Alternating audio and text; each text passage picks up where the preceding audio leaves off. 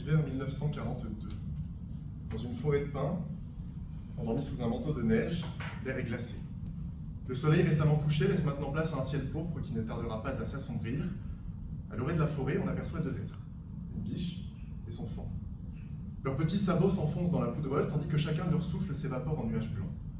Autour d'eux, les arbres dénudés se dressent comme des ombres figées, les observant silencieusement.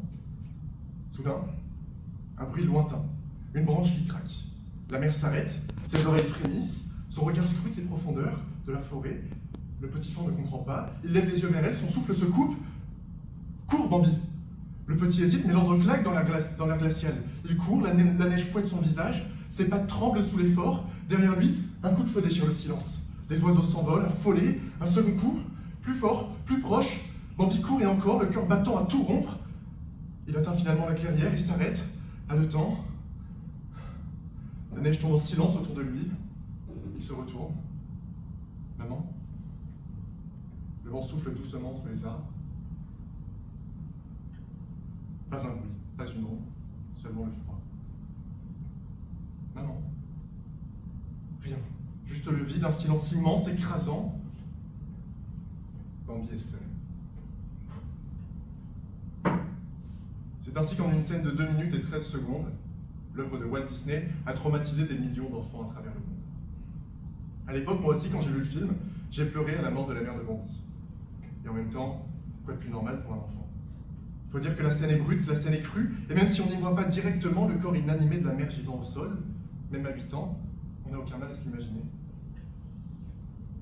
Mais n'y croyant pas, ne voulant pas y croire, on se dit que ce n'est pas possible, qu'elle n'est pas morte, qu'elle ne peut pas être morte, qu'elle va certainement réapparaître avant la fin du film, comme si elle avait miraculeusement réussi à échapper aux chasseurs. Comme une sorte de négociation avec Walt Disney, on se retrouve sans le savoir entre stupéfaction et marchandage, en plein milieu du processus de deuil. On voudrait alors réanimer la mère de Bambi. Et le temps est passé. Et voilà qu'aujourd'hui, cher public, cher jury, je me présente à vous pour vous soutenir qu'en dépit des émotions les plus primaires, les plus sincères des enfants que nous étions, il nous faut renoncer à l'espoir de revoir un jour les fantômes du passé. Non, il ne faut pas ressusciter la mère de Bambi. La première raison à cela est aussi pragmatique que cinématographique. Qui ici se rappelle de l'histoire de Bambi? Du synopsis, des péripéties, des autres intrigues du film. Est-ce que vous vous rappeliez que Bambi se bat contre des chiens pour séduire et sauver la biche qui deviendra plus tard sa femme? Qu'ensemble, ils auront 2 petits fans? Probablement pas. Et c'est bien normal, car c'est la mort tragique, choquante, violente de la mère qui a rendu Bambi immortel dans nos esprits. Sans cela, le film serait d'une ennuyante simplicité. Ce serait l'histoire banale d'un fan qui grandit paisiblement avec sa mère, dans la forêt, broutant de l'herbe, gambadant sous les arbres. Rajoutez-y une voix off et une caméra HD, et vous aurez un documentaire à la National Geographic sur le mode de vie des cervidés. Non, vraiment, sans cette tragédie, Bambi aurait été un somnifère visuel. La mort de la mère, c'est ce qui donne au film sa force, son drame, son humanité, sa postérité. Alors on peut me répondre que je suis sans cœur. Parce que Bambi, lui, il serait certainement très content si on lui demandait sa maman, et peu importe si ça devait rendre le film parlant. Et à cela, je dois dire que j'entends l'argument. Mais soyons francs un instant. Dans la réalité, les choses sont loin d'être aussi aisées. Déjà parce que ressusciter, ça n'est pas donné à tout le monde. En général, il faut avoir de sacrés contacts avec là-haut pour pouvoir jouer avec l'étincelle de vie. Le dernier qui a eu le droit, c'était un certain JC. Il est revenu sur Terre 3 jours après sa mort, et à l'époque, ça a fait tellement de bruit que les gens se sont mis à le vénérer. Puis de vénération en vénération, c'est devenu une religion, et ça va faire 2000 ans que ça dure. Pour un homme qui a ressuscité. Alors imaginez si demain on ressuscite la mère de Bambi. Une biche. En 48 heures, on verrait apparaître les apôtres de la Sainte Biche, cornes de cerf sur la tête, DVD de Bambi sur le cœur, toquant à votre porte un samedi matin pour vous prêcher la seule et unique bonne parole et tenter de vous convertir au bichisme. Alors est-ce que le jeu en vaut la chandelle? Je sais pas. Je sais pas, mais je sais qu'à trop vouloir jouer avec le feu, on finit souvent par se brûler. Concernant la résurrection, il y a une autre question qui mérite d'être posée. Pourquoi elle et pas les autres? Parce que faire des exceptions, c'est transgresser une règle qui s'appliquait jusque-là à tous. C'est briser un principe d'égalité auquel chacun était soumis pour en placer certains au-dessus d'autres, et cela souvent sur des critères plus ou moins arbitraires. Alors pourquoi cette biche et pas les autres? Je vous laisse imaginer la situation quand il va falloir aller expliquer à Simba pourquoi on a préféré réanimer la mère de Bambi et pas Mufasa. Ou quand il faudra faire comprendre à Baba, dont la mère a aussi été tuée par des chasseurs, soit dit en passant, pourquoi ses parents à lui sont toujours au cimetière des éléphants. Le malaise. Et dans notre cas, faire une exception à la règle, ce n'est pas une bonne solution.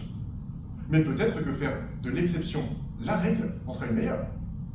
C'est vrai, pourquoi ne pas réanimer la mère de Bambi et celle de tous les autres orphelins par la même occasion? Une sorte de Black Friday de la résurrection, avec, pour un parent ressuscité, le deuxième offert.